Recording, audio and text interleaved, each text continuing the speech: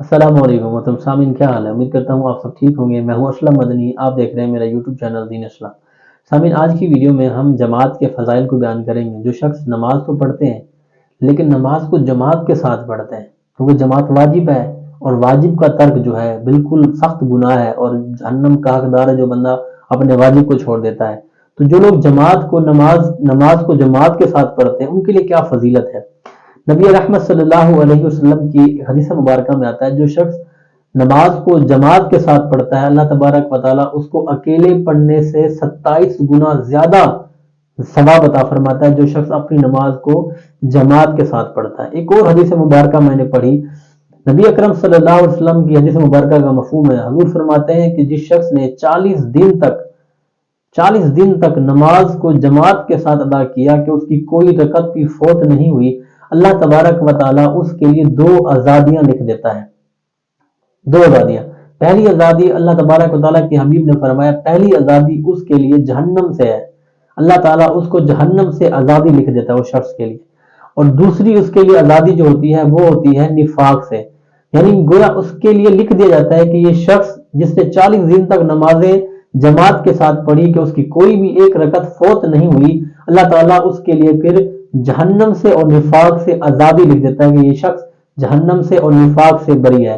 ہم سب نمازیں تو پڑھتے ہیں لیکن جماعت کی پرواہ نہیں کرتے، ہماری جماعتیں جو ہے گزر جاتی ہیں، ہم جماعت کو فوت کر دیتے ہیں۔ تو ہم سب کو جماعت کے ساتھ نماز پڑھنی چاہیے، لیکن جب نماز کے ساتھ نماز ہم پڑھتے ہیں، اس میں ایک مسئلہ جماعت کے متعلق میں آپ سے عرض کرنا چاہوں گا، جس میں نے دیکھا کہ اکثر ہمارے لوگ اس مسئلے میں غلطی کرتے ہیں۔ وہ مسئلہ یہ ہوتا ہے دراصل کہ اکثر ہمارے جو لوگ ہیں جب نماز پڑھ رہے ہوتے ہیں، تو جب امام کے ساتھ اب شروع میں نماز آپ شروع کرنے لگے ہیں، تو جب اللہ اکبر کہتا ہے امام، تکبیر تحریمہ کہتا ہے، تو اس کے لیے شرط یہ ہے، ضروری چیز یہ ہے کہ جب آپ امام کی ابتدا میں نماز پڑھ رہے ہیں تو امام جب اللہ اکبر ختم کرے، مقتدی اس کے بعد اس کی تکبیر تحریمہ ختم ہو، یعنی پہلے امام تکبیر تحریمہ ختم کرے پھر مقتدی ختم کرے۔ ہمارے اکثر لوگ اس جگہ پر لا علمی کی جیسے غلطی کر جاتے ہیں کہ وہ اپنی تکبیر تحریمہ کو جلدی ختم کر دیتے ہیں، ابھی امام اللہ اکبر اس کی ختم نہیں ہوتی کہ جب مقتدی جو ہے پہلے اللہ اکبر جلدی کہہ کر